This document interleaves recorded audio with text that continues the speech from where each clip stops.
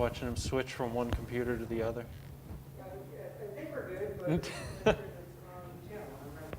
It says excellent connection. oh, we're good. All right. Excellent. Well, along with that excellent connection, we have an excellent night. I want to welcome everybody to the September edition of the City of St. Charles School District Board meeting. Have a lot of good content. School has started. So I want to thank everybody for just all the hard work that the folks are doing in the classrooms, outside of the classrooms, around the classrooms, at home. Just a whole lot of hard work going on, and I know we'll learn a little bit more about that through the superintendent's comments. So we're going to start, as we always do, with the Pledge of Allegiance. If we can please stand and face the flag.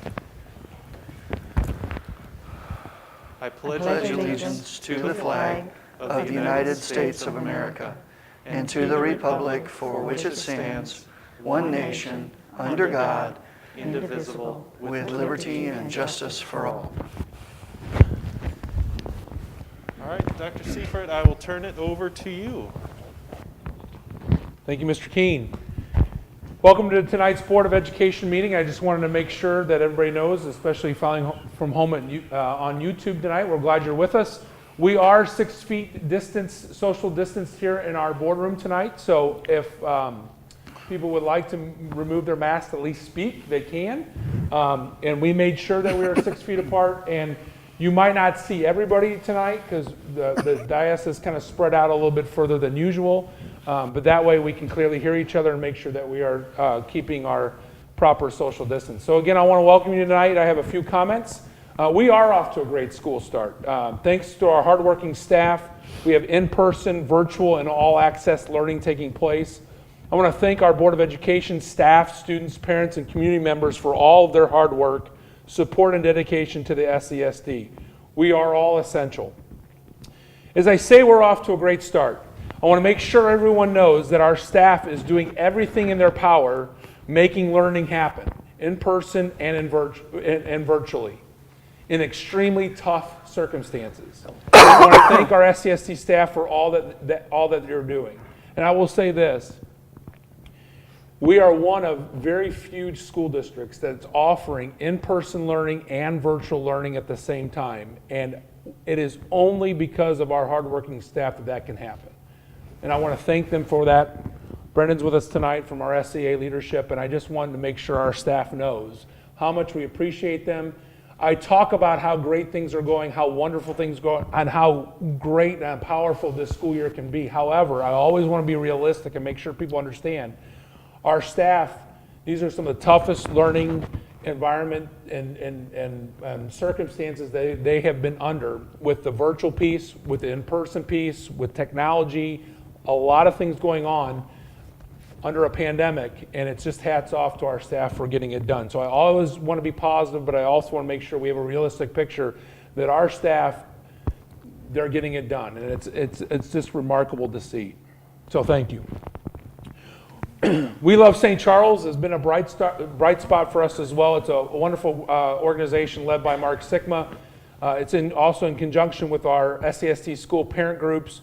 They raised almost $28,000 in about 48 hours last weekend, a couple weekends ago, and they're using that money just to encourage our staff. They know how much they're working, how much they're under stress, and it's just a way of saying there's a lot of things that they're doing just to say thank you. And so we've done gift bags for every staff member the last 3 or 4 days, and we end up tomorrow is donut days. Thank you to Donut King, and we've been out to every school. We're staying out of the schools to welcome people as they come in, but just to make sure our staff know that not only the CO team and our Board of Education, but also there are community members that are supporting our teachers and rooting them on and appreciating everything they're doing. So thank you to We Love St. Charles. It's my honor to share with you that Lincoln Elementary is one of 7 schools that have received DESE's 2020 Gold Star Award for High Achievement. We are going to have, at some point, a presentation to you all with a plaque from DESE. What a huge honor, not only for Lincoln, but our whole school district. Miss Julie Williams and her staff just do a fantastic job at Lincoln, and they represent us well, and what a fantastic award and honor that is for Lincoln. Our latest podcast episode was released just before school started, so hopefully you had a chance to see that. Dr. Lewis, myself, Chris Bennett discuss just kind of what all the processes that came into play of getting the reentry plan in place and getting ready for school to start. So hopefully you can check that out. I want to remind us all again that it's imperative that we continue to show understanding, patience, grace, and support as we navigate this uncharted school year together. We will only get through this time united together. Let's stay positive and focused on making this the best year we can. I want to say now is the time. We are all essential in keeping us moving forward. Yes, we have challenges still ahead of us, but it's a powerful thing to have students have the choice of virtual or in-person learning. I also want to say a quick note that our fall sports are going great. I had a chance to go out to our softball diamond night down at the park where St. Charles West was playing St. Charles High in softball, and obviously getting into the classrooms, getting into the schools and seeing our kids learn again in person and even in virtual. I popped into some virtual classes and seeing our staff again uniting with our students and then seeing our students on the playing field again. It's a powerful thing. It's a powerful thing. So thank you again to our staff, you all, Board of Education, our CO team, our administrators, our staff, our community members, and our families and our parents. Thank you all for coming together, uniting, and doing this crazy journey together this year. It's been powerful. We're looking forward to moving forward. And again, thank you. All right, thank you, Dr. Seifert. And yeah, you know, this is the first time that any of us have done any of this, and any of you all have done any of this in the buildings. And just can't thank everybody enough for the hard work that you are all doing. And it's a challenging time for everybody. So I know we're off to a good start. I know you all are learning. We're all learning stuff every day. So thank you again. All right, item 3.04, board communications. I don't think we've gotten anything official lately, so we will move to 3.05, audience comments. Dr. Towers? All regular and special meetings of the board shall be open to the public.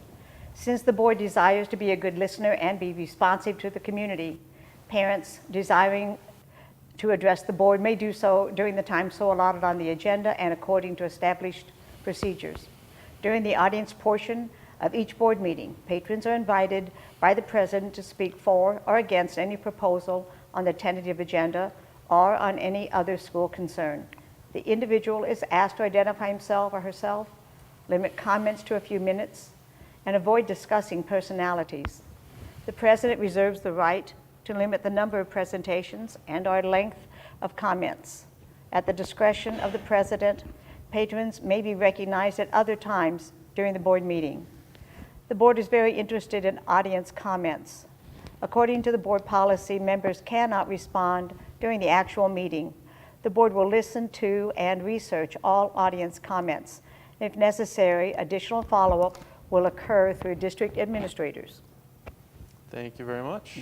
And we do have Mr. Brendan Kearns with us. If you wouldn't mind stepping up to the microphone, please.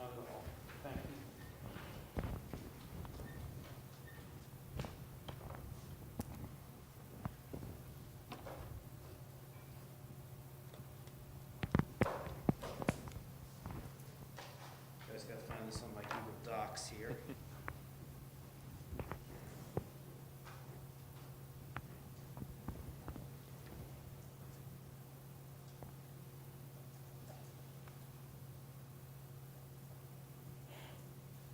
Here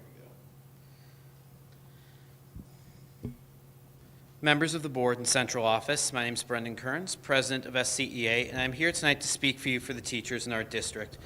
As a new leader, navigating a new role, a normal year would have proven challenging, but this year has brought an experience we never could have anticipated or prepared for.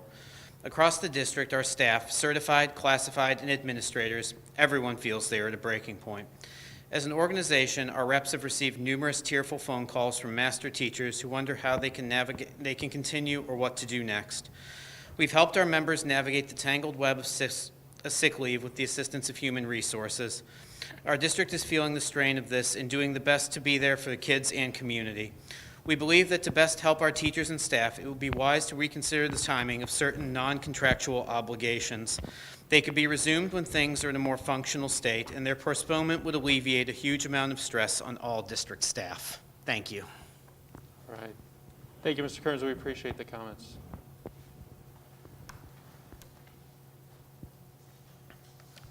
All right. Item 3.06. May I have a motion to amend or adopt the agenda, please? I move we adopt the agenda as presented. All in favor? Aye. Opposed? Motion carries. 4.01, for efficiency, the school board utilizes a consent agenda. Items placed on the consent agenda are routine in nature or are among the many decisions that the board has already determined are in the domain of the administration.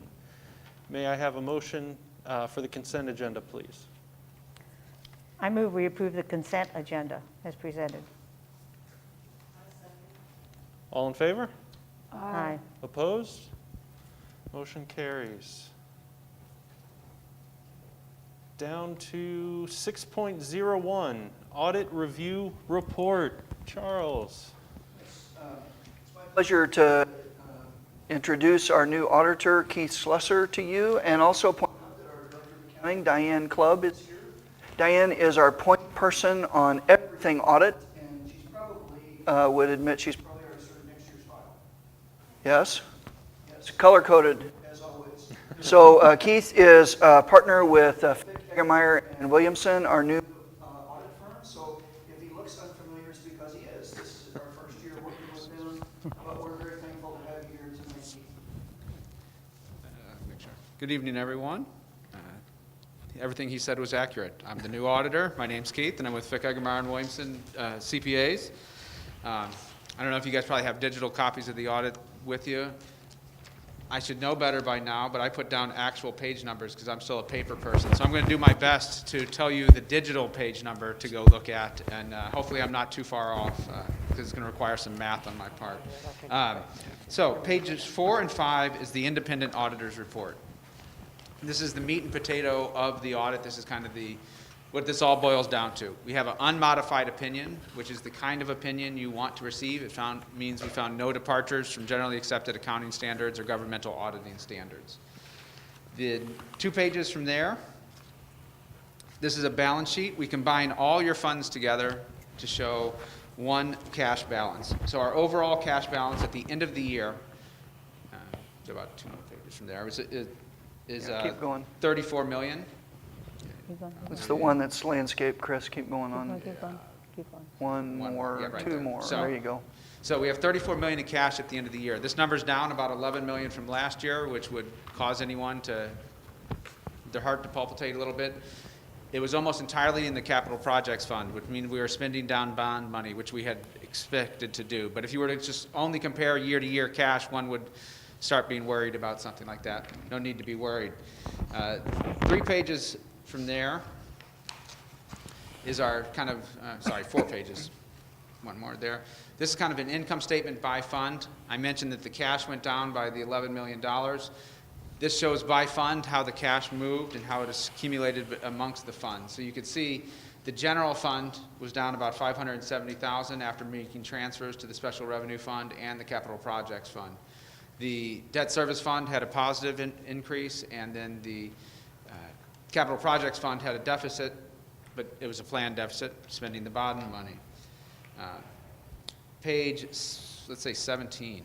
I'm going to guess it's 17, if I got it right. Wrote that one right there. That's the start of the notes, right? So my accounting humor says if you have trouble sleeping at night, start at the top of this page, and if you're not asleep by the bottom, you might have a problem, because this is some really riveting stuff. We explain, it takes the accounting world and we put it into words. We kind of explain what an accounting estimate is, what a fund balance is, what we considered cash or cash equivalent, why it's not an investment. So we just kind of go through some of our accounting policies there. Nothing really too critical. The first page to look at in here would be note 2, which is on, yeah, it's almost there. It's page 13. I just want to tell everyone that the cash was all secured at the end of the year. It's a Missouri state statute that all cash is secured. At June 30th, all the cash was secured. It means if there's bank failure, that we'd have coverage. You instantly get $250,000 of FDIC insurance. That's why all individuals usually don't worry about such a thing. Governments are required to have collateral. The page 16 is our bond payments. So we show here's kind of all the bonds we have. We have 3 bonds outstanding. We have our 2014, 17, and 19 bonds, and then we show by year all the debt payments that are going to occur on these. So we have payments through 2037. The following page is our certificates of participation. These are going to be our capital leases. It's on the next page. I don't know who's. Yeah.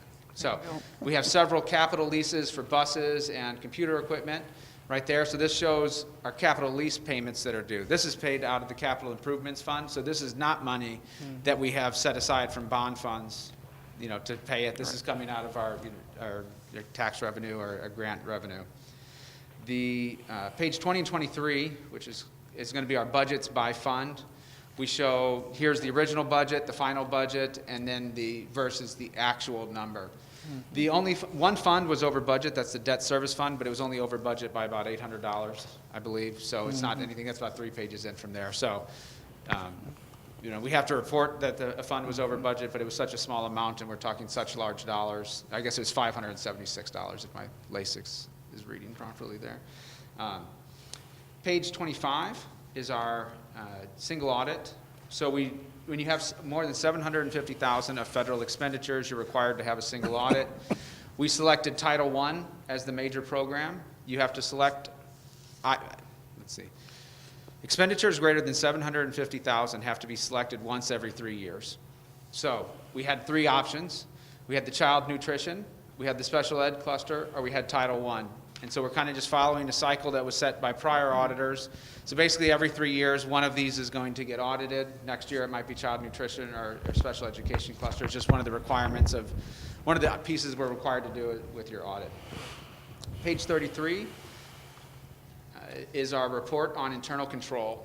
So when you're doing a single audit, you also have to test the internal controls of the district. We found no deficiencies or material weaknesses in the overall scheme of the audit. That doesn't mean that there wasn't some things that could be found that could make improvements on, but there's nothing that was considered material. So there was no material weaknesses or significant deficiencies. And then the next 2 pages, pages 34 and 35, or 35 and 36, we also issue a report on the single audit. We found no departures there either. So there's 3 opinion letters in there, one on the accounting, one on the single audit, and one on the internal controls. All 3 of those had absolutely clean opinions on them. And then I would be remiss if I didn't tell you, which you probably all know, that you have an absolute rock star gem of an accountant back there. First year audits are difficult to say the least. That we have to learn, I might say left, you might mean right. We have to work together. And as I was telling her outside, not only Diane, but every single person here that I ever had a question of, if I asked for, 2 things, they gave me 4. It was always above and beyond at every level. So there was not a single person that caused any trouble. I asked for something about leases, and they'd send me stuff from leases from 10 years ago and say, is this what you need also? And so your staff made it about as simple as they can on an auditor. So I use this time to say thank you. And whatever you're doing is right. You're hiring the right people. So. And I would just, while Keith's still here, point out that really when Diane and I were contemplating going out to bid for audit services, one of the things that we thought we would gain if we in fact changed firms was a fresh set of eyes. And I can tell you that Keith really helped us to see things differently. And that isn't to say that our previous firm was doing anything incorrect, but that's the advantage of somebody new coming in and looking at your processes as you learn some things. And so I'm sure we'll still learn some more. And the beauty of the auditor relationship with the district is that it's much like our bankers or our attorneys. We don't, you may only see Keith once a year, but we talk to him all the time because we want to make sure that he's not going to come up at the end of the year and find that we've been in error for a long period of time. So thank you for that fresh review we've gotten as well. Yeah, so I was the reason why you guys had to have a special board meeting at Yes, the end of he June. was So I your reason for apologize. the Apologize for you 627 guys board have- meeting was all Keith. Yeah, Right. so they can double your pay from 0 to 0. Yeah. Right. Did anyone have any questions about the audit, taxes, anything? Charles, I was curious, with it being a first year, was there anything, like, what would you say you all learned in the office? Well, I What think, would be the most and takeaway? Keith pointed out that, nothing rose to a material level, but he did point out some procedures in the office that Diane and the ladies could do differently that would add even an additional layer of separation of duties. That's one that comes to mind. Diane, do you remember anything else that just jumped out at you?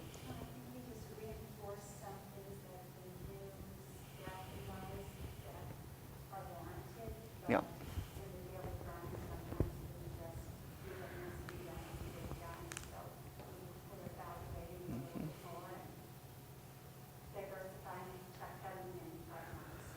Well, and again, one of those staff issues is Diane herself, because she is so efficient and wants to know so many processes, that I need to be more diligent in making sure that I follow up and watch what she's doing. Because frankly, Diane has access to all of us, all of our records. And so that's one of the things that we can do better, that we don't think on a daily basis, but is just good practice. And, I found nothing to indicate to me that there was any fraud, no wrongdoings, nothing like that. But when we see controls in place and when someone has a lot of controls, as I always say to people, I trust Diane. Will we trust Diane 2.0? The next version, you don't know what the next person is Right. going to be. And so it's always good to have these controls in place so that at any time, someone can stand in front of the board and say, you can look at anything you want. You can never accuse me of any wrongdoings because I can't do anything wrong. We've built enough controls in place. And sometimes they're monotonous and tedious and you're having to look at stuff you don't really want to look at. But what it does is it protects every team member so that no one ever has to worry about being accused of any wrongdoings. And when you're dealing with the public's money, I feel it's really important to know that everyone can sit around and say, you guys can say to anyone, we have such controls in place that there's no way a dime can leave here. And it's not to say that Right. someone might not walk off with a pencil, but Right. a pile of dimes probably not. To quote President Reagan, it's trust but verify, right? That's my motto at the office, and the There you staff go. hates it. Thank you, Keith. No, We thank appreciate you. it. Thank You guys- Yeah, thank you. And to, Diane's point, sometimes just reinforcement of things is good, and reinforcement that we have the right people in place. So thank you That's right. both so much for the work you do every day. Thank your staff, Lavinia and anybody else. Just thank you. Thank you all, and thank you for the work you do as well. No, thank you. Thank You guys you. have a good evening. Good luck. Thank you. All right, we Thanks, Diane. do need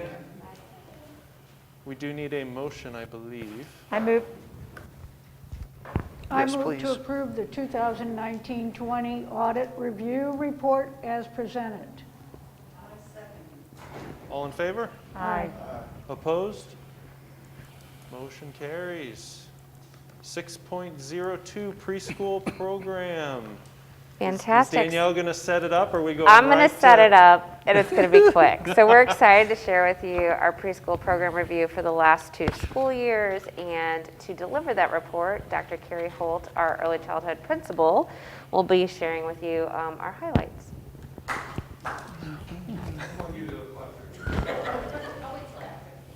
Oh, boy. Good evening.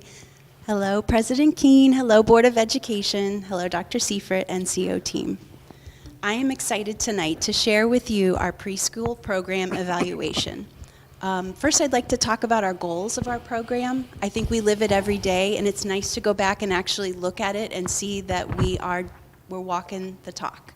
One goal is to create learning experiences that challenge all students, encourage learning through play, curiosity, creativity, and hands-on experiences, prepare students for the academic and social demands of entering elementary school, educate the whole child by providing social, emotional, motor, intellectual, and language development, and develop and maintain family and community partnerships. So the way that we do that is by offering preschool programming.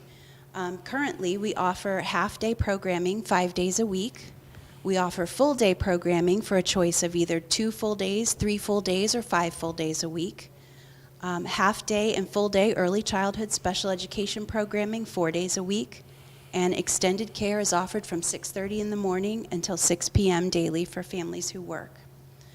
All of our preschool classes are fully accredited through the Missouri Accreditation Program, and we're very proud of that. We're actually going through that reaccreditation process at this time.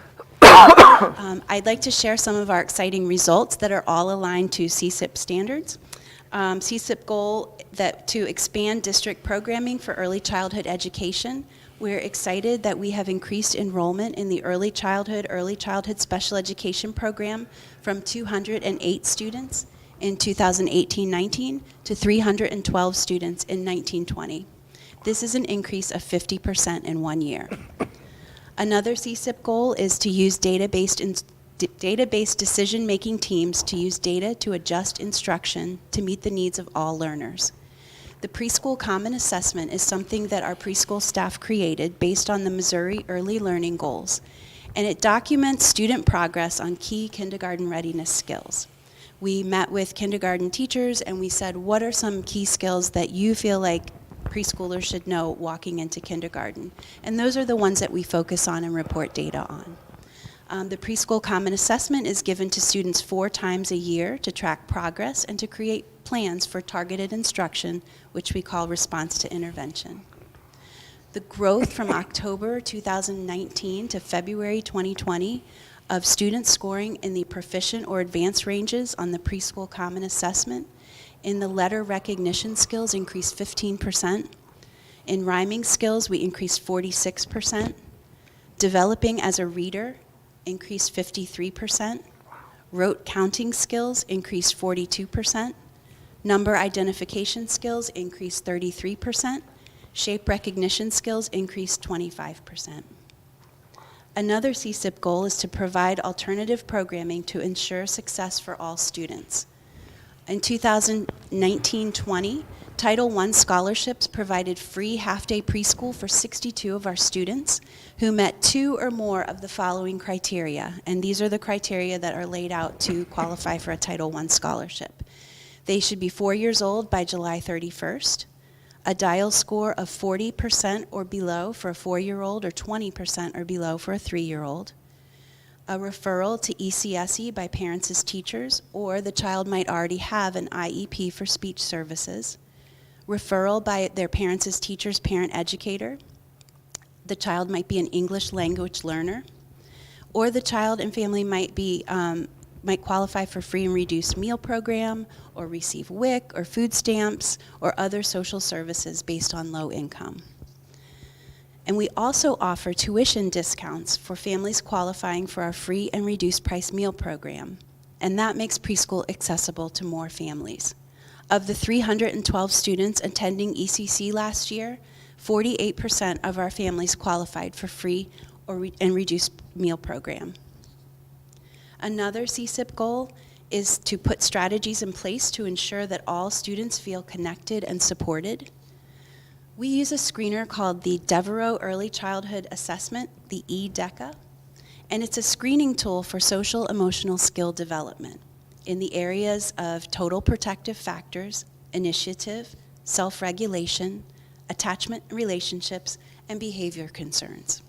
Staff members screen students 3 times yearly to track progress and create plans for targeted instruction, response to intervention. Excited to share the growth from October 2019 to February 2020 of students scoring in the typical development range or an area of strength range on the EDECA.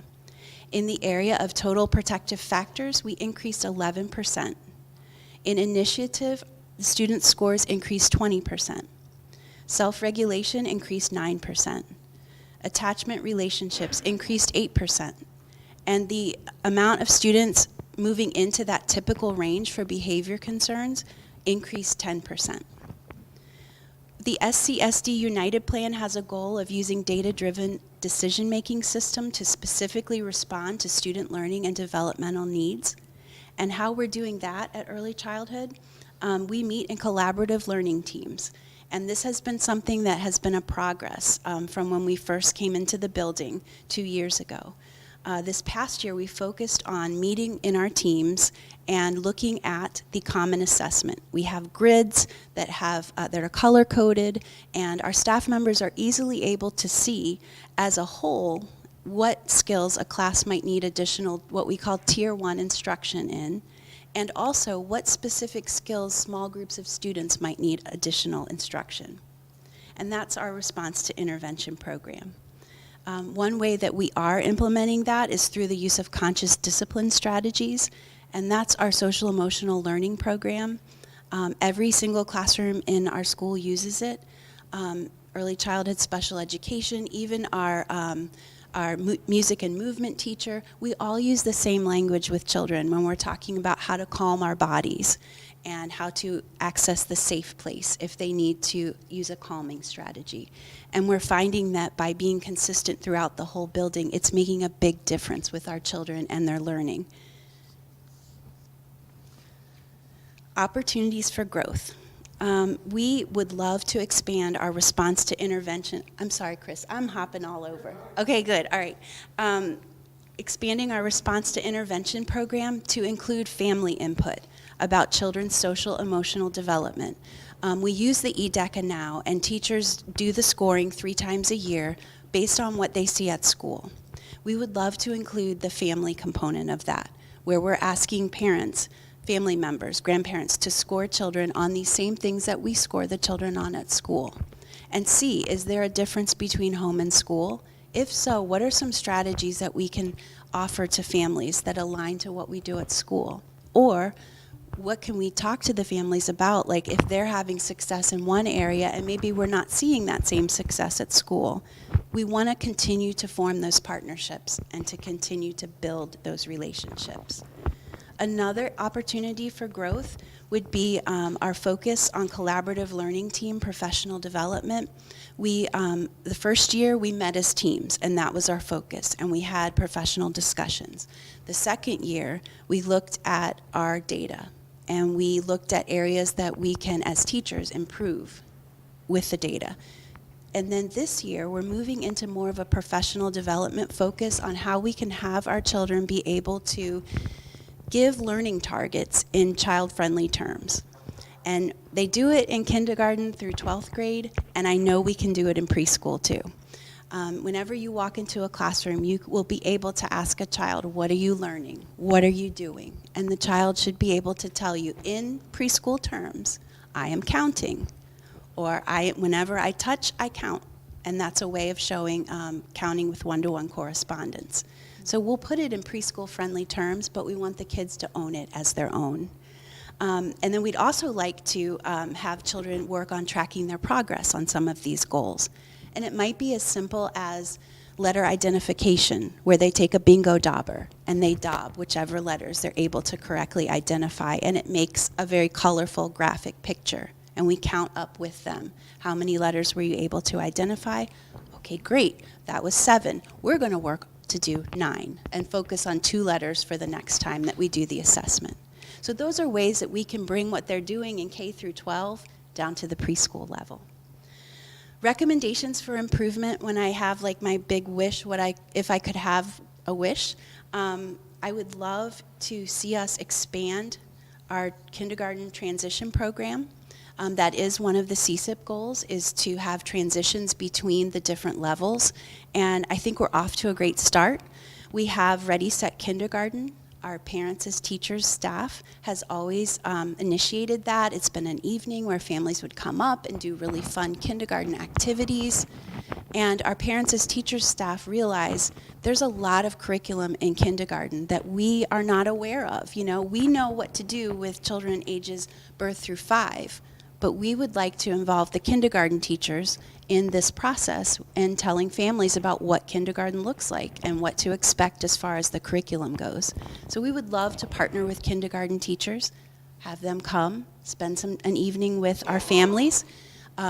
We have actually invited principals and counselors to come to our school, not this past year, but the year before. COVID happened and we weren't able to hold it in 2020. But in 2019, We did invite principals and counselors and kindergarten staff to come, and each school had their own table. So families know what school they're going to, and it was cool for them to stop by, meet the principal. Some principals brought enrollment materials and encouraged families to come in and enroll children early for kindergarten. So it was just a way to make that initial connection with the principal of the school or key staff members at the school. In the future, as I said, we'd love to invite the kindergarten teachers to present information about the curriculum, give an example of what a typical day in kindergarten might look like, and even have like a preschool parent question and answer session with maybe a panel of kindergarten teachers, principals, counselors, just to ease some of the anxiety some of our incoming kindergarten families might feel. And I think that would definitely help with that transition. Another wish would be exploring the financial feasibility of having a half-time tuition-based program for our early childhood special ed students. Many of them come part-time, 4 half-days a week. I would love to explore the possibility of what the other half of their day might look like in our center with us. Many of them go to area childcare centers, and I know what we're doing at our school meets their social emotional needs. I know that what our staff is doing is a perfect fit for what they need, and I think it would be really exciting to be able to offer that as a tuition program to assist families with childcare needs. They're already paying somewhere else for their child to go half day somewhere else, so I would love to explore the possibility of keeping them at our school full day. Another wish and need, and it's something that we are already exploring, is professional development for staff on virtual learning for preschool students. That was a surprise, in March, and I think my staff members did an amazing job of putting virtual learning out there in a way that is accessible to preschool students. It was engaging to preschool students. Families sent photographs in of what their children were doing. It was really exciting, but we need to take it a step further and learn how can we maximize engagement for preschool students? How can we engage families as learning partners through virtual instruction? And how can we provide authentic and accurate assessment opportunities for preschool students using an online format? It was new to us, and we did an amazing job, but I know we can do even better, and we need to look at how we're able to do that. In conclusion, there have been many challenges at ECC this year due to the COVID-19 pandemic, but at the heart of it, the focus of our preschool program is learning through play every day. We strive to meet the needs of our students and their families and to work hard to form positive first impressions of the City of St. Charles School District with our preschool families. I have a quote from a preschool parent. This was an email sent this week, and this is what the parent said. I wanted to say how much I appreciate all of you for coming back to school. It has meant the world to the kids and our family. I know how big of a sacrifice you are making, and we are so grateful for it. Being able to interact with other kids and being in a structured environment where the people whose time is solely dedicated to helping them learn has completely changed our home environment for the better. I wish I could say more to convey our gratitude. So it's little nuggets like that that really make all of the stress of the last couple months worthwhile. And seeing the kids play, hearing them laugh, and saying, after the first day of school, oh, this is my best friend, to somebody else. That makes it worth it too. So, thank you. Do you have any questions? I have a comment. Hallelujah. That was a very good report, and the write-up and so on like that, and that tells me something. And it tells me where we've been, where we're going. So I really appreciate it. Thank you. I listen. I appreciate that detailed part, and especially that last quote, because I think a lot of parents have that same feeling that they're so grateful that our teachers are willing to be essential, as we know all of them are, but those children are just so happy to have that experience and a real learning environment. So, thanks. Thank you. I have a question. Why do you use the Dial 4 and the Devereaux? What's the difference? The Dial 4 is it's a developmental. It provides a wider range in the areas of motor skills, language development, concepts development, and the Devereaux, the EDECA, is more of a social emotional learning tool. So we use the Dial 4 as a screening tool for our preschool program for entry into the program. And then our teachers had created their own common assessment based on the Missouri Early Learning Goals. And are there any plans to track ECC students after they leave? To, you know, see if they're better kindergartners than... We, in the past, we had tracked students when they first took the MAP test, and we were finding that our cohort of preschool students, it dwindled by the time that they got to 3rd grade. Oh. So the data, we didn't have as many numbers, but it is definitely something that I think is really important.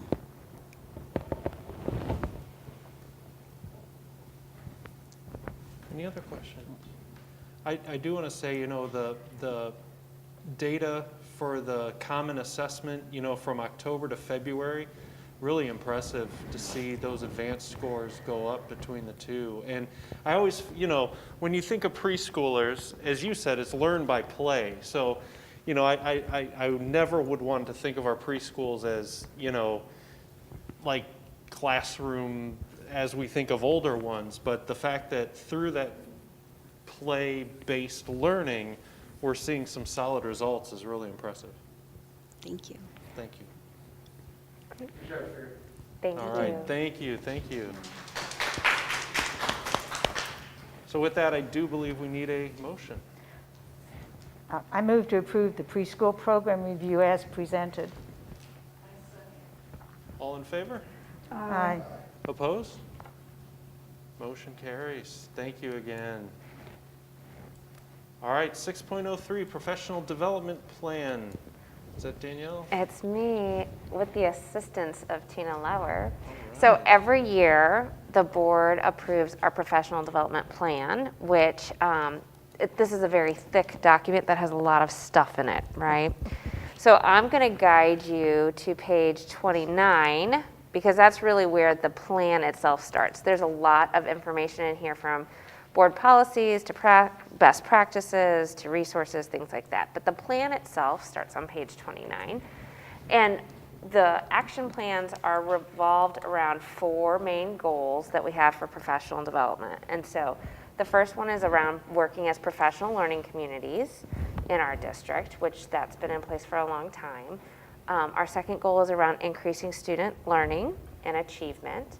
Our third goal is around being data-driven, and our fourth goal is around supporting our new teachers so that they are successful members of our school community and stay with us a long time. So with that, I'm going to turn it over to Tina so that she can kind of share with you some of the major points that we cover with professional development, some of the changes from last year because of COVID and the closure, and how that's kind of changed how we're moving forward and things like that. Tina, Hi, thank everyone. you. So we actually started our professional development for this school year in June with Mind the Gaps. So Mind the Gaps was a 3-part webinar, started off by Mac Matos, who is a presenter that we have been reading, and he's been here in the district, and he is an expert on response to intervention. And then we had 2 follow-up webinars after that. And then after watching those webinars, we had over 60 teachers come together via Zoom for 2 days in June. And basically they talked, they collaborated, they created what they felt were the essential skills for their grade levels. And we did this for English language arts and math. And then we broke them all into breakout rooms in Zoom so that they could collaborate as grade level teams. And they came up with 3 essential skills for each content area, ELA and math, that they wanted to make sure that our students came back from the COVID closure, and if they didn't have those 3 essential skills, we wanted to be able to close those gaps, because we know that our students were out and they may not have gotten those essential skills that they really needed. So they created assessments and interventions. They are going through the process now of giving those Mind the Gaps assessments, and then they will start, once they find that data, they will go ahead and intervene where necessary.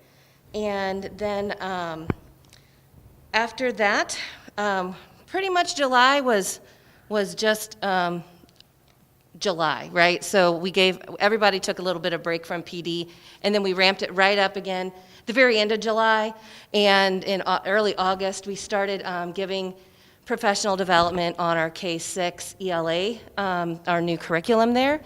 And we also gave opportunities for professional development on technology, things like Google Suite products, Zoom, Screencastify, and we had a speaker here from Solution Tree, Marzano. She's kind of is both there, Dr. Lynn Herr, and she did some more help with how are you going to get the Google Classroom ready for the school year? How are we going to navigate doing the virtual instruction? So she was a big help with all of that as well.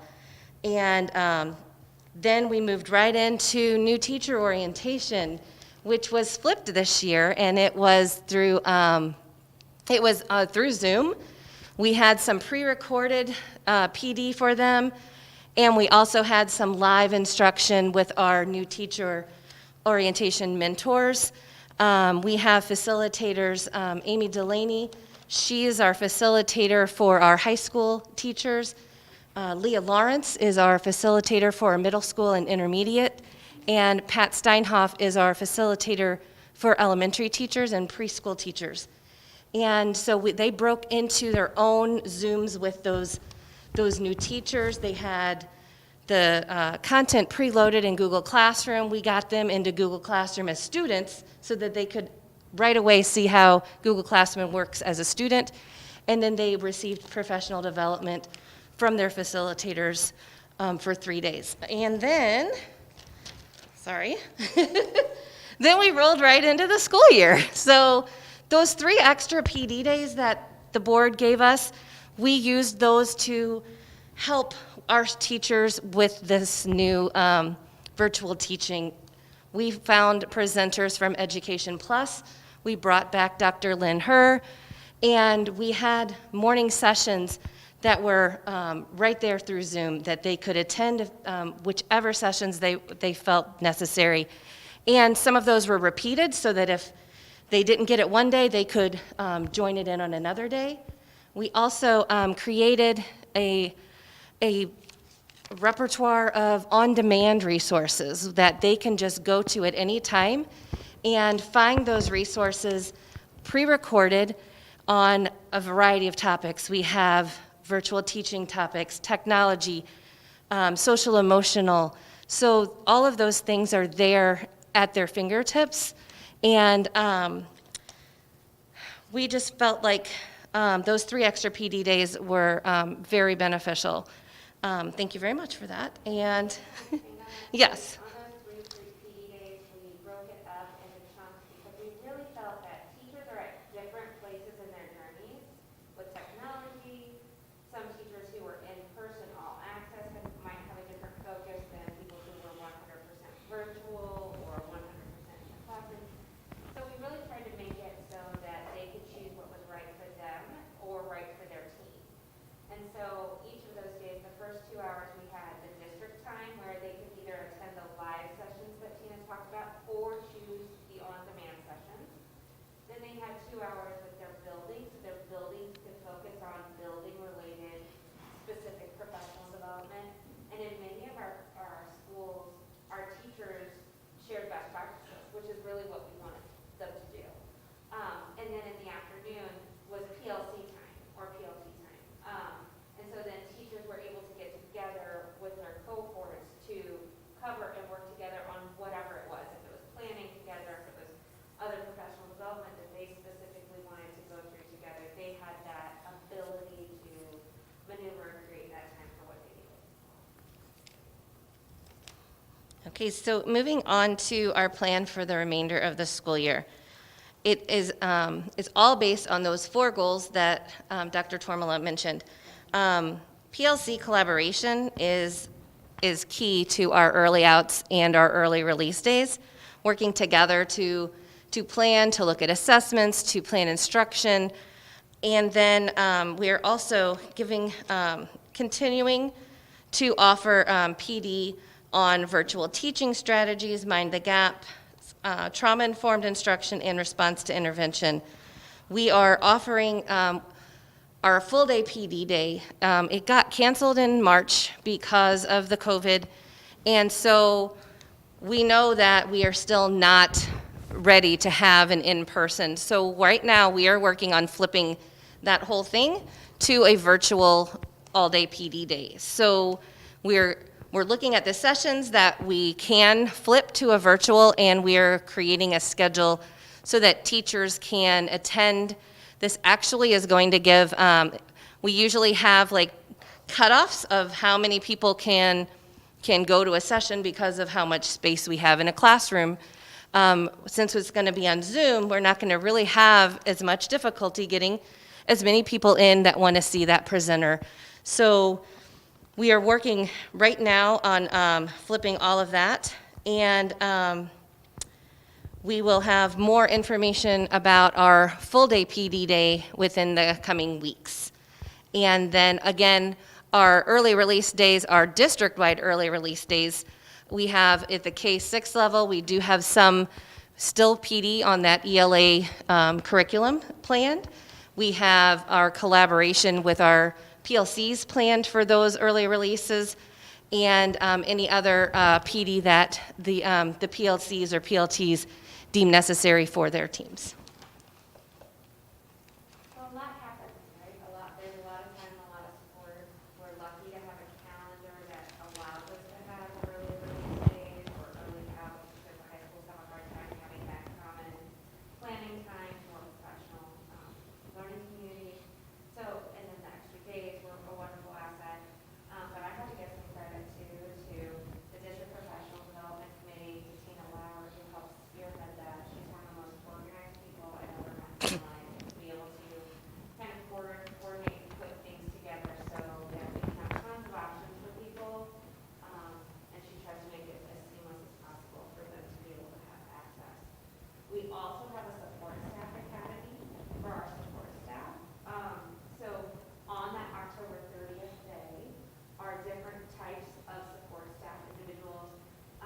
They all have relevant professional development for them too, that help them with their job. It might help them with management of stress or communication skills or various different things they're able to choose from as well. So our nurses are now certified staff, but they'll have a strand for themselves that are relevant to nurses. Our tech department has tech-related professional development. Our transportation already had their day. Their calendar was a little bit different. But then we have custodians and maintenance that all have specific things for them. Our financial secretaries will have training on some of the new financial software that's coming to us. And then our other attendance secretaries or other secretaries throughout the district will also have other things that they can choose from. So we want all of our staff to feel valued. We want them to be able to professionally develop themselves and have choice on how to best meet their own personal professional needs. So with that, we'd be happy to answer any questions. Well, how snake bit are we on March? This is the second one that we've gotten canceled. I said, how snake bit are we with our March? So I have vocalized multiple times now that if somehow this gets canceled, we're going to scrap this idea, we're going to think of something. Oh, well, pick a different month. Canceled twice, once due to Ice, and then once due to COVID. COVID. So, And we tried moving it, like we thought, okay, well, we're gonna move it to the spring because then we're out of tornado season, or at least hopefully out of ice and snow, and anyway, enter COVID, and. I just remember, but last March, right before everything was, we kept saying, boy, I hope this year we get that, our March all-day PD day in, and That's why we're planning ahead, and we're going to flip it yeah, right now so that we don't have to try and flip it at the last minute. at the last minute, right? Now that we feel like we're becoming more pros at doing these numbers, we're more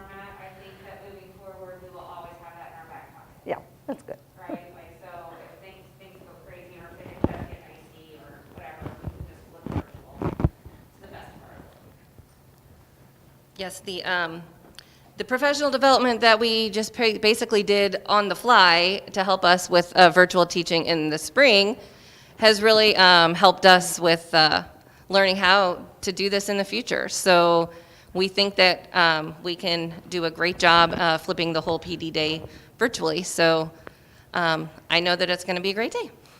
And I'm glad to hear that the 3 additional days were very valuable and well used. And really, you got those at the last minute, so you had to really make them meaningful, useful, and they were. And that's good. Yes, certainly we're learning how to do things quick. And our professional development that we offered in late July and early August, our teachers came out for that. Good. So we had sessions there that they were all virtual. Some of those sessions had 130 people in them. You know, so people were ready. I know it's stressful for everybody, but people were ready and eager to prepare themselves for this year. And so we were very pleased with the numbers for enrollment in those sessions as well. This is a very big program, and it's costly. And I looked at the plan, and it's similar to last year's plan. What evidence are you presenting that you had a good plan last year? Well, so next month, we'll actually be bringing you the professional development evaluation, which is the program review. So you will have that, we'll bring that forward next month. Okay. And we're going to struggle, though, because all of our standardized testing last year Right. was canceled. So to give you some of that hard data from last year to this year is going to be difficult. When we look longitudinally, over, am I off? Oh, yeah, sorry. Yeah. When we look longitudinally over our student achievement data over the last several years, what we have seen is that our minority students, our free and reduced lunch students, our students with special ed, our ELL students, we're seeing significant jumps and improvements in their achievement compared to their statewide peers. So we've really focused in our district on research-based practices. We've been very strategic about that, and we really don't try to change things up significantly from year to year. Right. We try to align it to our CSIP goals and provide support, but we want to be consistent in what we're doing. And so when we are able to give you student achievement reports, what you will see is over time, those areas of students that historically perform at an achievement gap, we're seeing them grow faster academically and faster than their statewide peers, which gives us a strong indication of what we're doing with our curriculum and our professional development and our professional learning communities. It makes a difference for all kids, but especially our disaggregated populations that tend to have an achievement gap. So that is a piece that when we are able to share those types of reports, it ties directly back to student achievement. I'll hold you to it, to see it in writing. Yep. Because I don't think as a district we're doing as well as we should. And I know when I first started with the district, like our composite ACT score was 2 points higher than what it is now. So I think by some measures, we're going in the wrong direction, and I'd like to see us get more measures that we measure ourselves with instead of the MAP scores and the standardized, because we don't have any data for last year. And so how are we going to measure what kind of job we are doing in case we don't have, we can't depend upon the state to provide us with what they think we should be measuring. So one piece I can share with you, we have not received our ACT scores yet because so many of those tests were delayed, so we don't have that to share. But we did receive our advanced placement scores. not only did we have more students that took it, we had more students that scored at the levels 3, 4, and 5 than we ever have had in district history. And the last 2 years was the same story. We had the most kids that have ever taken it and the highest scores in district history. And then this year, it jumped pretty significantly. So that's a little piece that when we get our ACT data, we will be able to at least share that with you through basically a mini student achievement report, because we won't have the MAP assessments. But that's a small piece that I think we sent that out via board email potentially, that does at least give us a little glimmer of what we're doing matters. Yeah. And the other thing is, the longer we did an ACT analysis last year, and we did one, I think, for 2016. And both of those analysis reports that we went through, we looked at cohorts of students. So students who started with us in kindergarten, then students that came to us in high school, and different points in between. And what we found in both sets of those reports is students who started with us as kindergarten significantly outperformed the other students that had transferred in at other points during their educational career with us. And so one of the things that we do have happening in our district is a large amount of transiency. Kids moving in, kids moving out. And so when we look at, we also felt that we knew our teachers were working super hard. We knew we had solid curriculum, solid resources, instructional materials, textbooks, professional development. Like, we've been trying to put this good recipe together that we should see those results. And that's why we went back to look at, and we were calling it our homegrown data. Right. And the same thing is with our MAP scores that we saw with our ACT scores. The longer our kids are with us, the better they do. And so when you start looking at that data between the kids that have been here since the beginning and those kids that are moving in, there is disparity in how they're performing on the ACT and MAP scores. I will also add that, the board members who were able to do on that tour last year were able to see some of the response and intervention processes in place, specifically about looking at individual growth of students, what that looks like with our response and intervention, with our common performance assessments, and really making sure that the essential skills that we want each kid at each grade level to understand in that process, and looking at their growth from point A to point B, and that whole process. That's why that's why the big rocks of RTI is there, because we're keying in on individual growth. So that's part of the data as well. Any other questions?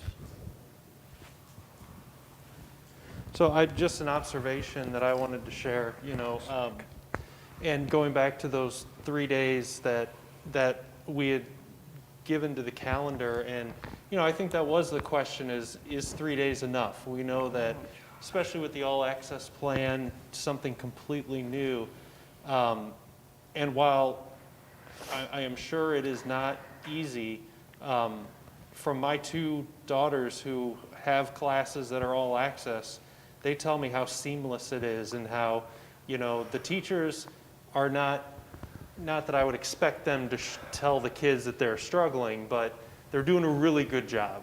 And it's really cool to hear how in one class, the kids who are in class, they get put into a room along with the students virtually, and they do projects together as if they were in the same classroom together. And just seeing that kind of innovation is very cool. And I don't want to discount the difficulty of it. At the same time, I want to recognize how innovative this is and what a great opportunity it's going to be. Again, not discounting the challenges and the hardships, but man, if this is something that we can get used to, it can be really good and a really good innovative opportunity. So again, I said it at the top of the meeting, just thank you all for providing the professional development, and thank you to all the staff members who are doing something new this year. It's difficult, and I bet it's going to pay off in the long run in ways that we may not know right now.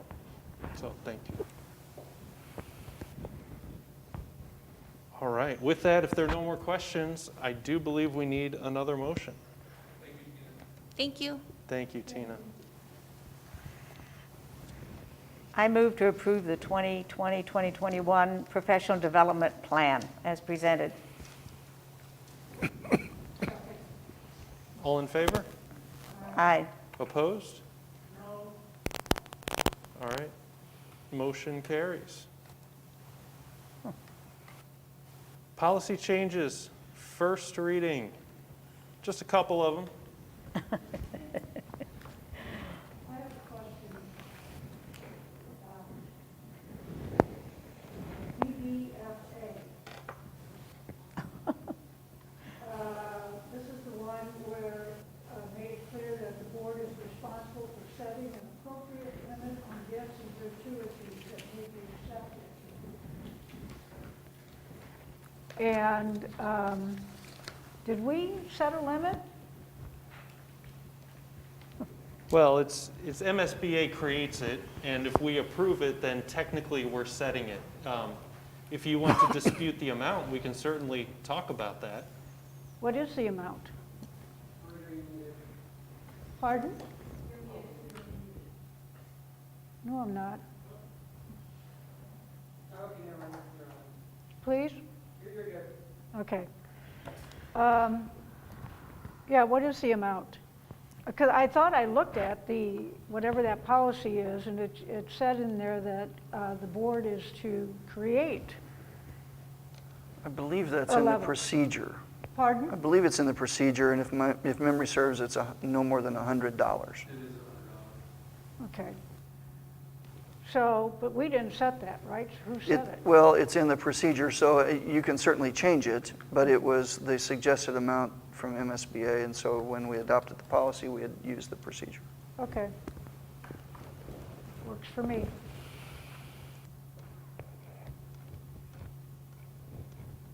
All right, any other questions? All right, because this is a first reading, we will not have a motion. These will come back next month for approval. 7.02, benefit plan recommendations for 2021. Charles, is that you? Yes. Yes, that is me. And the Benefits Committee, just as a reminder, includes myself, Diane, our benefits specialist, Kathy Monahan, and then representatives from the employees. We annually invite buildings that don't already have representation to send representation to the committee, but we always have one or two that don't have anybody that wants to volunteer. It's a volunteer committee. But we do have a couple of new members and then several veterans. We have representatives from our employee groups to make sure that they're aware of directions we're heading. And so every year they present recommendations, generally based on the recommendations from our consultant, CBiz, related to the health plan and our other lines of coverage. So you see the recommendations there in board docs. This year is, I'll say, rather brief and really not terribly consequential.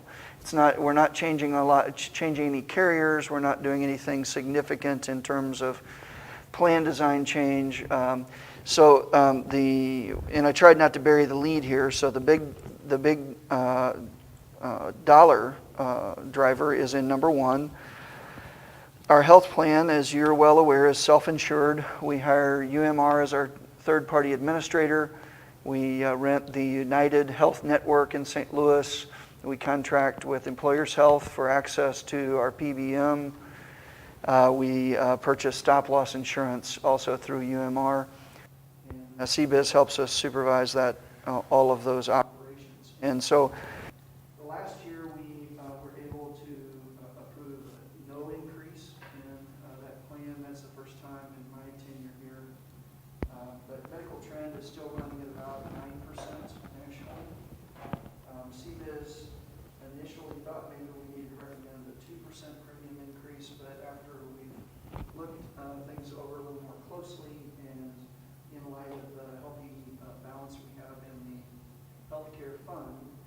we're recommending to you a 2% premium increase beginning in January of 2021. And that is within the bounds of what we had budgeted for a potential increase in that area. Those rates are reflected on the other piece of documentation that you have, which shows the 3 plans and what their current rates would go to. That would mean that the district's rate that is board paid for employees would move from the current $768 per month to $783, so $15 per month increase for the board, and then corresponding increases for our employees that are covering dependents on our plans. We feel fairly confident in making that recommendation. You'll see when we get to the financial report in a couple of minutes that we're still holding really steady at just over $3 million in our healthcare fund. So we feel like even if we have a heavy claims year, we're not going to be in a negative financial light given a 2% premium increase. And again, that only affects employees who are covering dependents because the employee itself is board paid. Dental, vision, life, and voluntary short and long-term disability, we're recommending that those coverages all stay with the same carriers.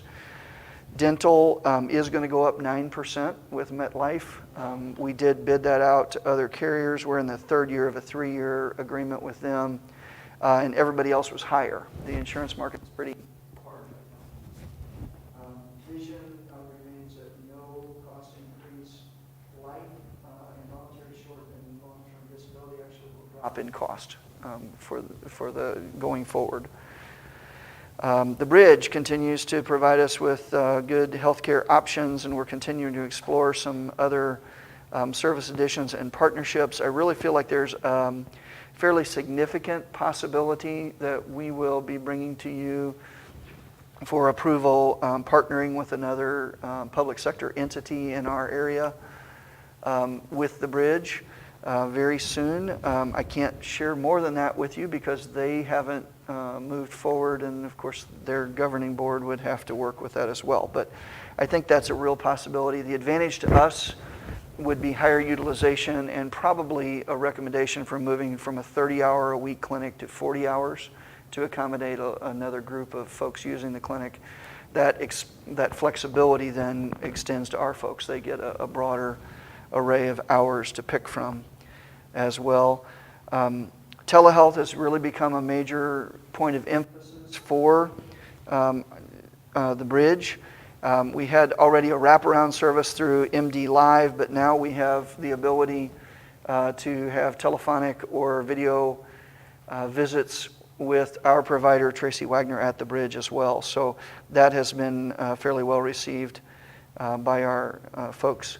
Obviously, that was driven by COVID, but we feel like going forward that gives us some opportunities for particularly dependents who aren't necessarily in the community all the time to access the clinic on a more regular basis.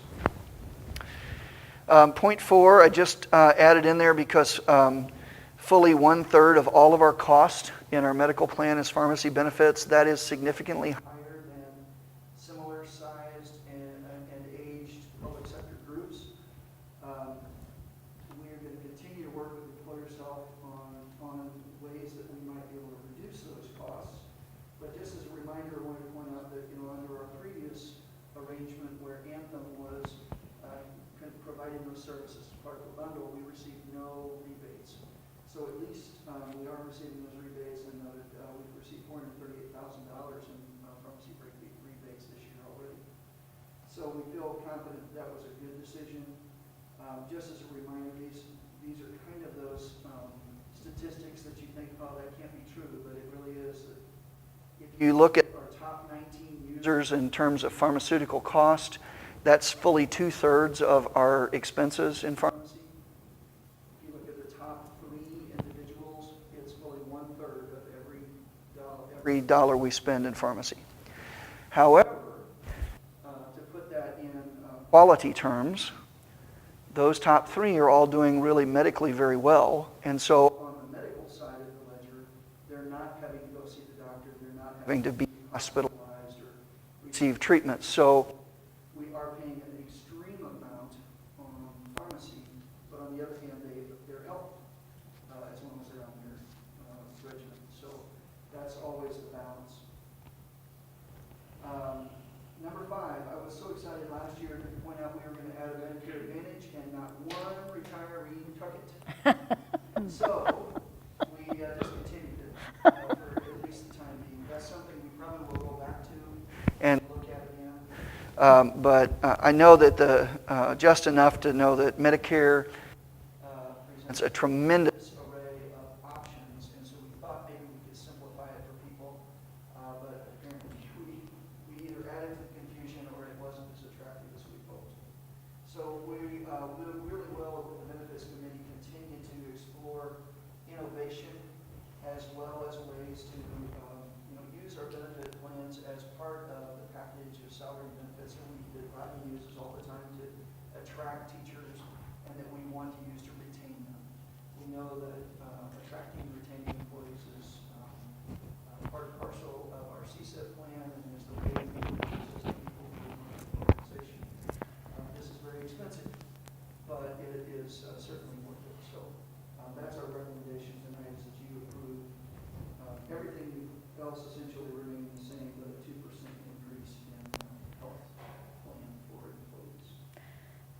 Charles, Yes, ma'am. on that Medicare Advantage that was not well received by retirees, it seems to me when people are getting ready to retire, at least in my experience, they went to their friends who are already retired and asked and started shopping around and finding out what they thought.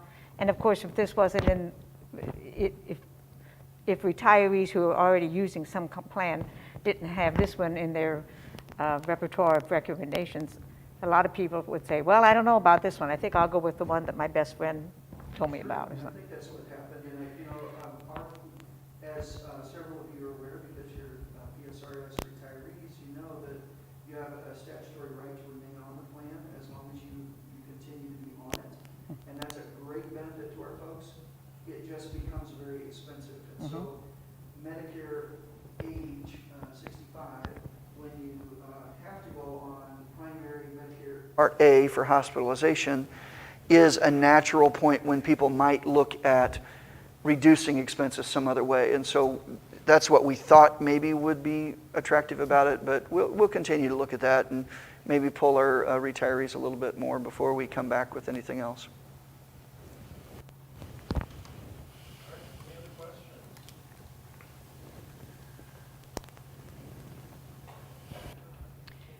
I move to approve the employee benefits plan for 2021 as presented by the Benefits Committee. All in favor? Hi. Opposed? Motion carries.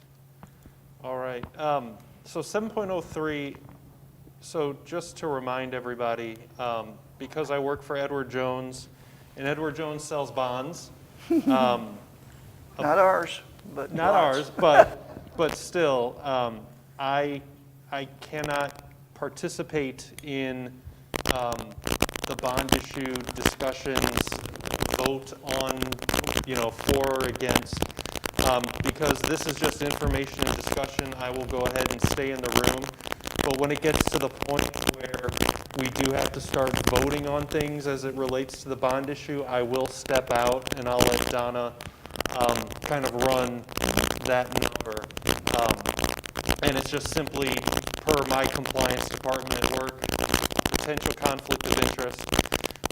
So you will hear very little, you won't hear really anything from me as it relates to the bond issues. That's just the circumstance I'm in, so let everybody know that. So with that, Charles, I'll let you take 7.03. Sure, and I'll let Dr. Seifert lead however he'd like to here, but this is on the agenda because I wanted, again, to just kind of remind us where we are and where we are in our timeline, and then get feedback from you about what you feel about that. If you recall, way back in 2014, we passed a bond issue and an operating levy increase.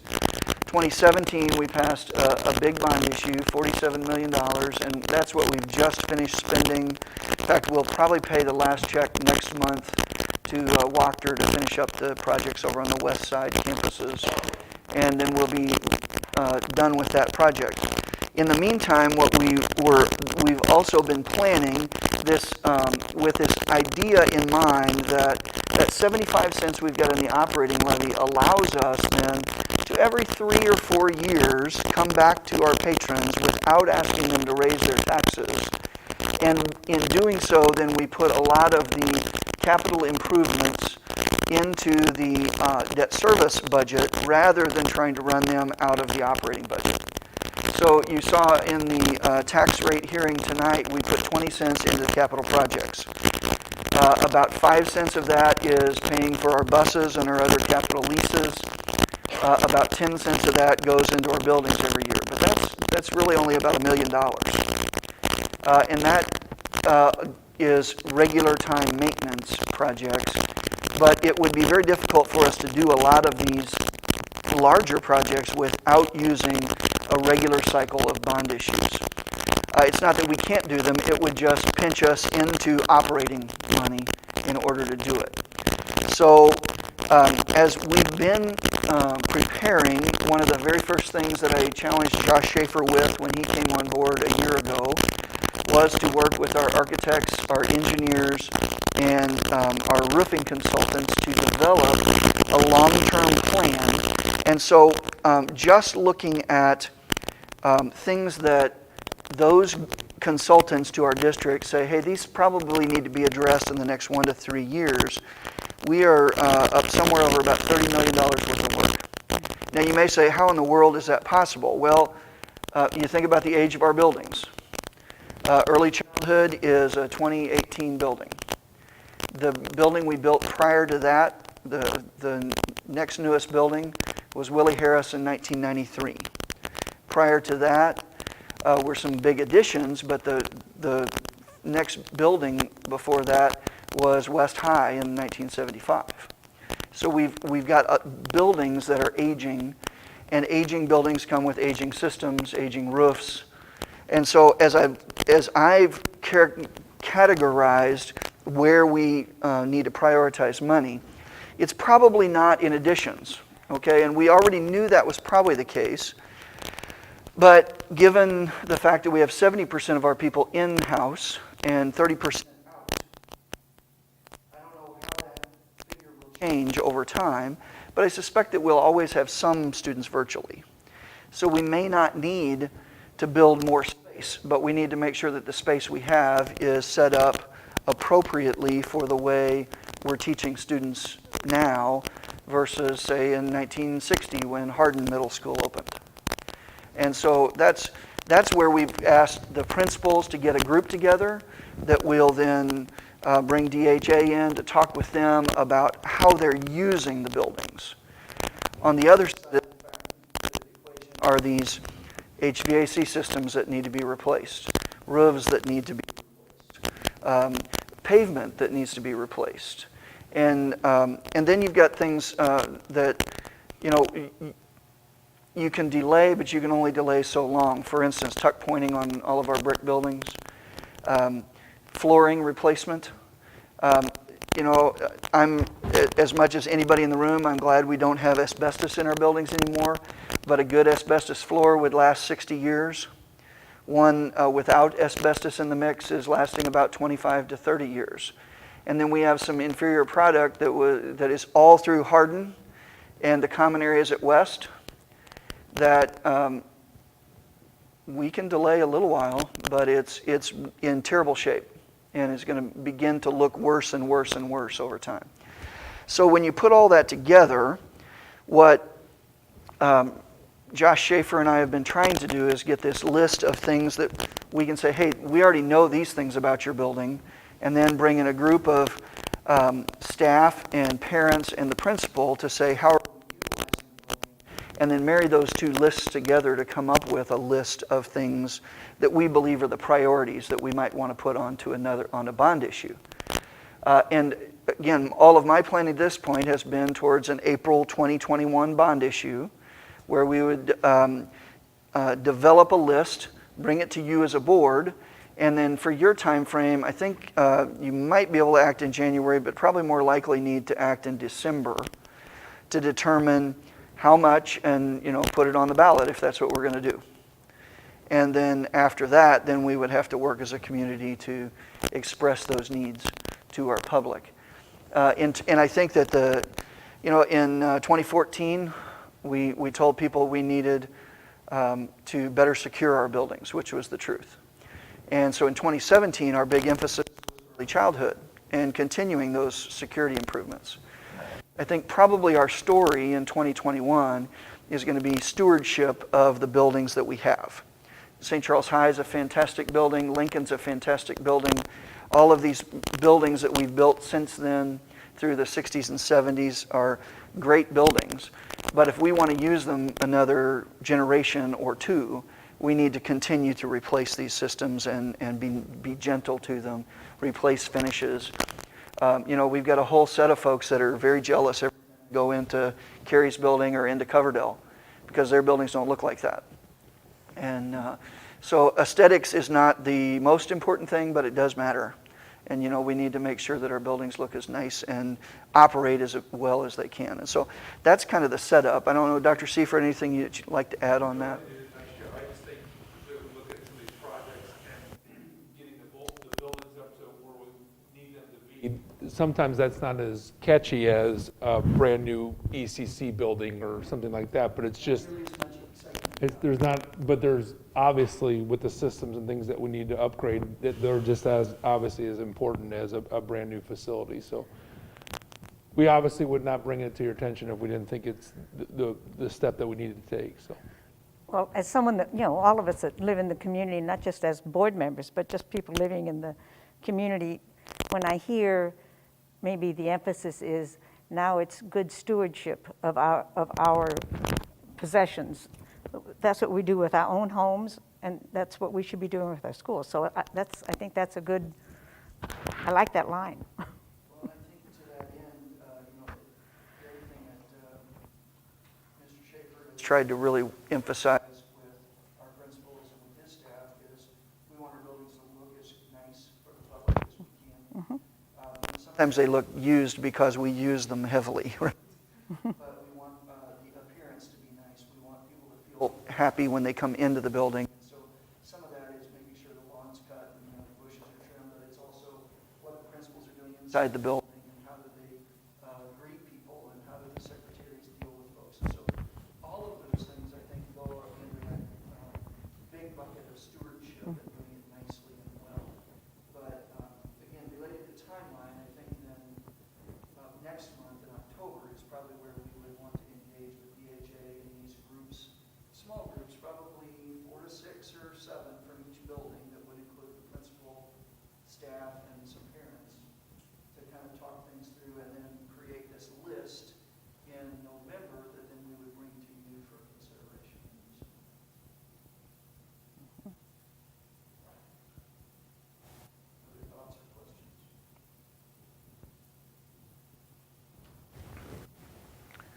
One of the other things that sometimes has come up in our discussions is how much can we do or how much should we do? Well, as far as how much can we do, the way if we stretched out to a 30-year payment on a bond issue, we could probably do $85 million. We don't need to do that right now. I recommend we get somewhere in that $35 to $40 million range potentially, and then do a shorter amortization of that debt, which then allows us then to come back again in another 3 or 4 years with another set of goals and objectives that are more important at that point.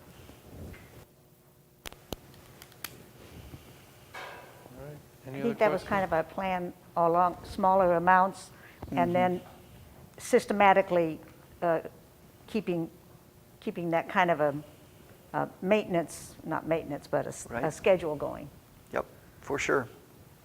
And like I said earlier in the evening, we will be bringing to you next month also a proposal that Steve Follen and I have been working on, our advisor, Enzo Boyd there, to defease, which is basically pay off $3 million more of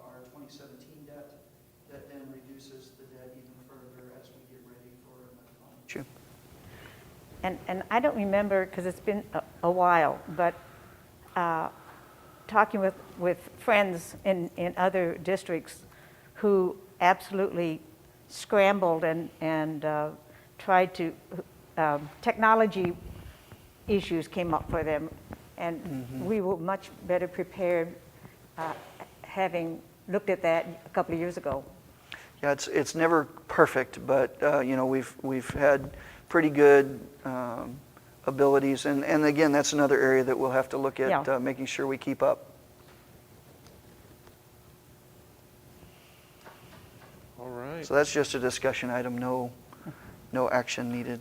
No action needed, which means it's time for the drum roll. Our favorite part of the night. So I apologize in advance, this is going to be slightly longer than usual. No. Slightly longer than usual. Because I want to show you this, just briefly, this SCSD cost to reopen worksheet. So you see at the top that it has the MOASBO logo and title, and that's because that's where it came from. I didn't create this on my own. But this, all the data in it is ours. And this actually came from the work of some of my colleagues across the state who thought it would be a helpful piece for the board, for staff, for the community to be able to see what are we spending money on now that we weren't anticipating spending money on to get school reopened. And so there are a multitude of sheets down here at the bottom, but this is the bottom line. And this is what we have spent in the new budget year, so since July 1, in our efforts to reopen school. You see the largest amount there is in staffing, and if you were to go down and open the staffing page, you'd see what's on there is we added 1 full-time FTE in technology, we added 2 additional classroom teachers, and we also down below had paid special education staff for some additional work before school started, and then the all-access stipends for first semester are all noted there. Now, this is a work in progress, so this is not done. We'll add to it through the year. So, and one area that I can specifically point to is if you look at the PPE page, there's nothing on it. If you move over to health products, there's quite a bit that we bought for the nurses' offices, which is PPE for the nurses and some other specific uses, but the vast majority of our spending for personal protective equipment has been through the maintenance departments, and they didn't have figures ready for me yet, but I can guarantee that the $26,000 we've spent in the nursing budget is going to be eclipsed probably 6 or 8 times with what we've spent in maintenance in order to get school open. So this is just a starting point with what we're doing there. And so again, going back to that summary page, you can kind of see the overall listing of categories of spending. I've actually added to that in a couple of ways. And so the very last, or the sheet on the very right is other. And I'm using that other page to show loss of revenue, which isn't directly related to COVID spending.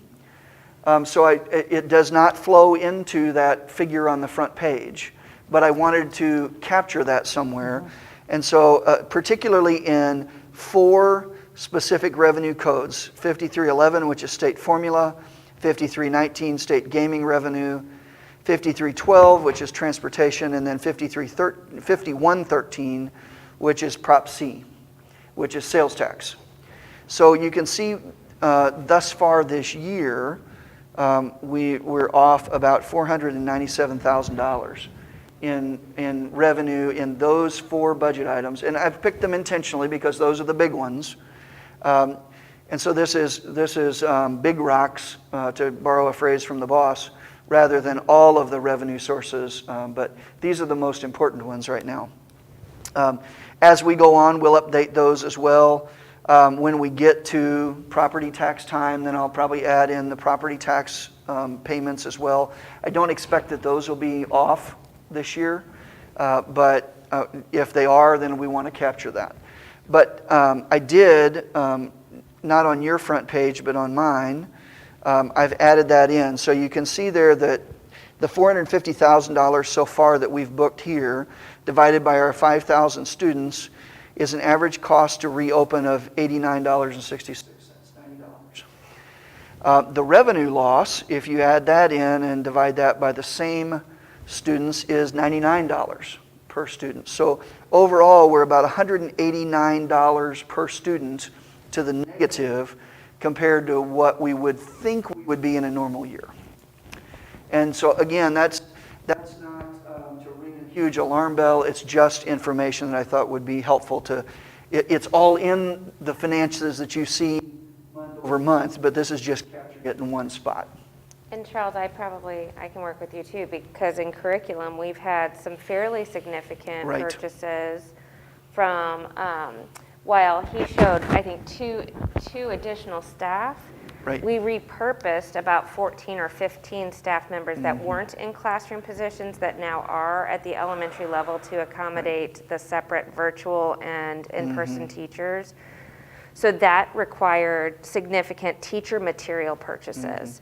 So my So the department- teachers themselves aren't a change in cost, but the stuff to outfitting them outfit has. what So- they needed to so teach we'll capture some of that was, as we go or too. professional development or different things like that. So So we'll have some unless you have questions, that's all I'm going to say about that. Feel free to dig into it. And like I say, I'll probably just let that hang out in the financial report for a while as this goes on. Maybe the rest of this fiscal year, we'll just kind of play it by ear and see what we need to add.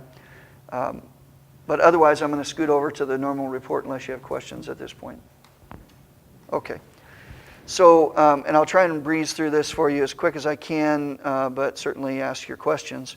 Healthcare Trust Fund really is running about as we would expect. The unique thing, some of you may have also already noticed this if you're kind of pattern people, but if you look at our drug claims through the last fiscal year and moving on into this one, you see a really distinct pattern. There's one low month followed by 2 high months, one low month followed by 2 high months. And so that tells me that our high users that we talked about are not filling their prescriptions at the same time, but they're filling them in succeeding months, and then they don't have to fill it. And they're filling it in 3-month intervals. Yeah. And so that's what accounts for that interesting little pattern. If you don't like patterns, then just forget I even mentioned that.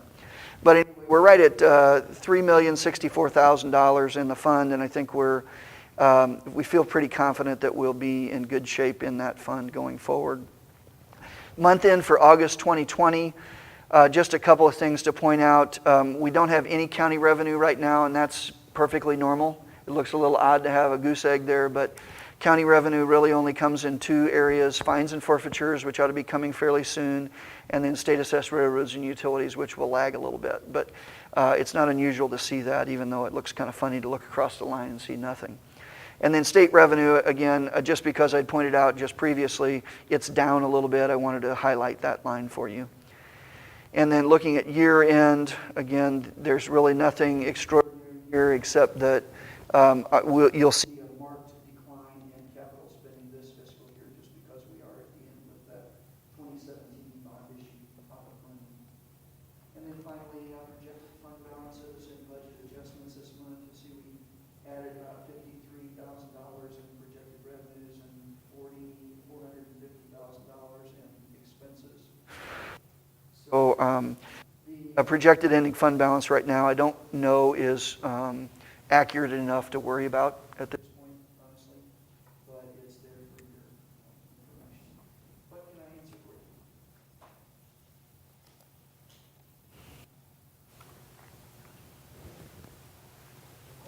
you? Wow. Such a good explanation.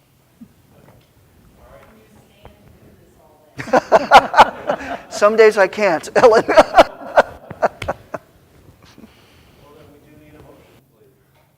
I move to approve the district financial report as presented. All in favor? Aye.